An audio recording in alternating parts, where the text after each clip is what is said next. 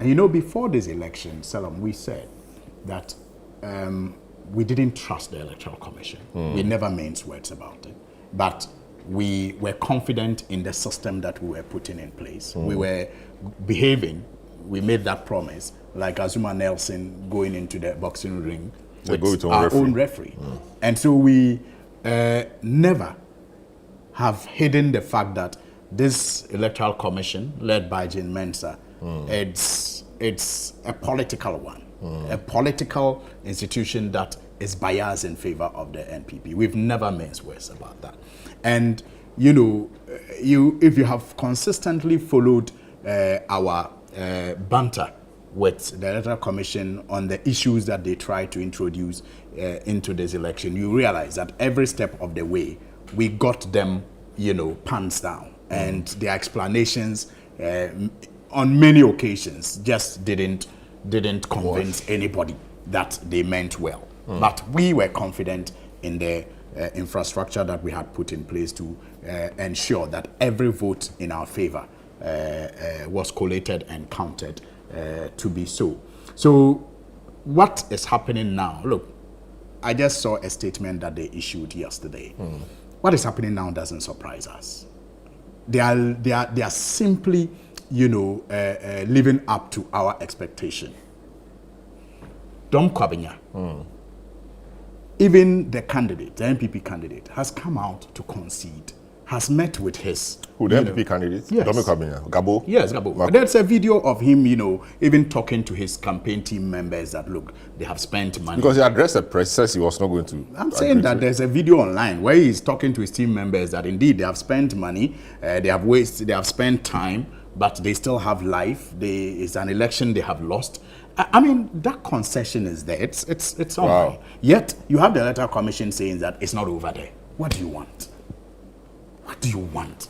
Are you a referee or you are a player? But yeah, I'm hearing that it was one of the old videos from his primaries, which has just resurfaced. I mean, well, because he addressed a press conference, you know, where he stated that the things were not done properly. And aside of that, you know, we all know that the NPP told us that they were going to win this election with a strategy. In fact, on my campaign trails, I used to make reference to it and point to how abysmal they have been in government. Because you can't be in government after 8 years and you are not boastful of winning the next election on the basis of your performance in government, your delivery, but you are boasting of how you will win it with a strategy. The question that many of us kept asking was, what is the strategy?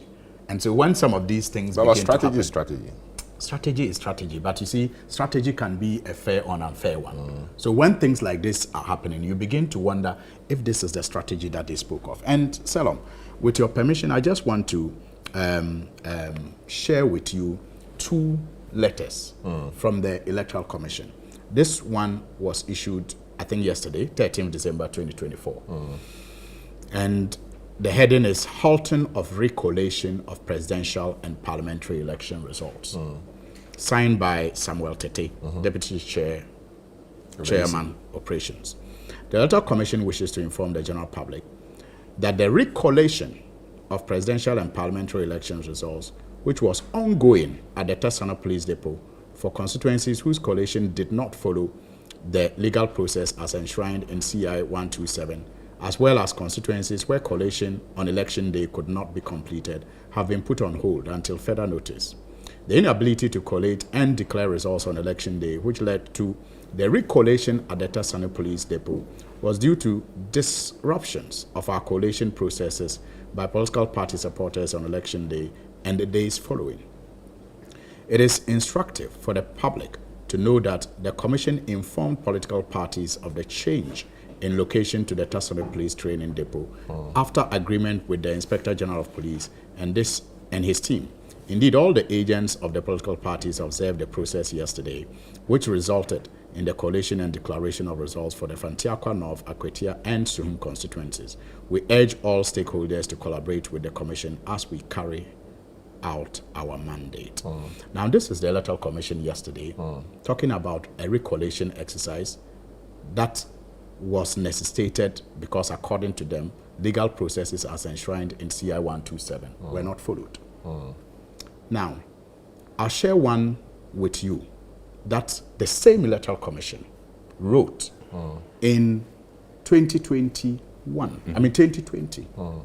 on the subject of recollation. When the NDC marched to the Electoral Commission, remember, led by the then minority leader, Honorable Haruna Idrisu, to present a petition to request a recollation of results in Techiman, South and other constituencies. This was what the Electoral Commission said. And I want to, because of time, I'll just go to the relevant portion, 13.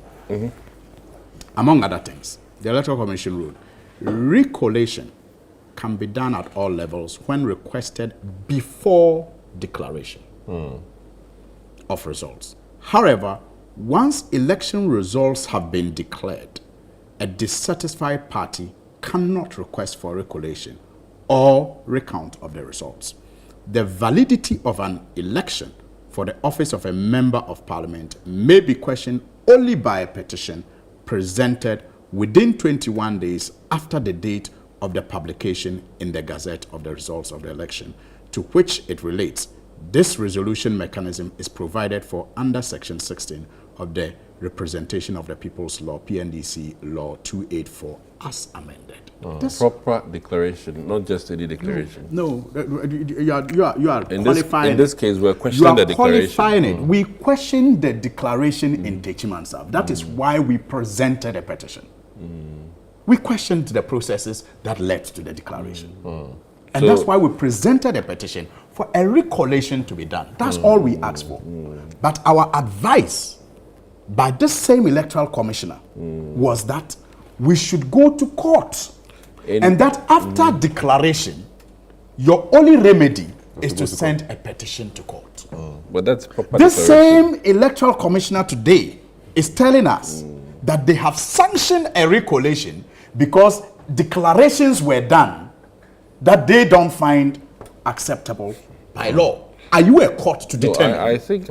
How have you constituted yourself now? Under duress is different. How has she constituted herself now to determine infringement on CI 127? How? How is she now a judge? It's about fact. Which a court should have to. Exactly. If you strongly feel that CI 127 was not followed in the declarations that you are making reference to, the same advice you gave us should be given to these people. Urge them to go to court. And even if you have to appear in court and testify as a witness in their favor, you do so. But let me add. I don't want you to just one thing. But let me finish with this point because my chain of thoughts. Because clearly, this is evidence of what we have been saying about Madam Jean Mensa and her bias against the NDC and in favor of the NPP. Clearly, she should have given the same advice she gave to the NDC on the Techiman South petition to these people. She can even sympathize with them that the declaration didn't follow CI 127. But it is not within her right. Techiman has not been declared, right? It was also declared. Okay. Techiman South, it was declared for our candidate this time around. Yes, really? It is also being challenged. Okay. Yes, it was declared. Now, some of the officers, belatedly have, I'm told, have said that they did so under duress. But that is for the court to determine. But that was not the based case. On your own letter to the NDC, once the declaration is done, a petition goes to the court. You do not constitute yourself into a court to determine the infringement that occurred in the process of the declaration. No, so we are not surprised.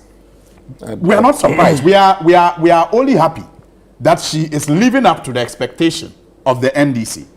When we accuse her of being biased, and people have doubts and think that it is personal, some of these actions, lend credence to our position that she is indeed biased. We never trusted her going into this election. We never will. But we thank God that we were, ahead of her in terms of the infrastructure that we put in place to safeguard the votes that So came the ones that have not been in our favor. declared. But has the Sawamedioji Yes. been declared? That hasn't been declared at all. And so I think it has also been declared, but that's where the issue is. it is said that it is claimed that the electoral officer is saying that he did that under duress now and all of that. In some of the cases, in fact, the returning officers declared them.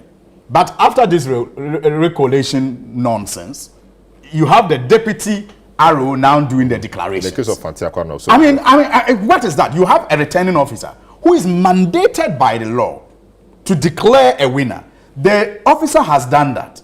Then you organize a recollation, according to you, because you notice infringements on CI 127 when you are not a court to determine so. I see. And then you now get an officer who is not mandated by the law to do a declaration, another declaration, and you think that is not an infringement. And that is why our party has put an injunction on the process. I see. And so I expect that, the injunction will be respected, and then we can all, if it becomes necessary, go to the court, and we expect that, justice will be served. We are very happy with the number of seats we have, and trust me, even if we decide to give these seats to them, we are still going to have a super majority. But we think that it is unfair. It is unfair to have a constituency represented by one who was not chosen by the constituents. Very well. And we will not, derelict on our responsibility and our job to ensure that we protect the votes of Mr. these Kuka Asasari is on.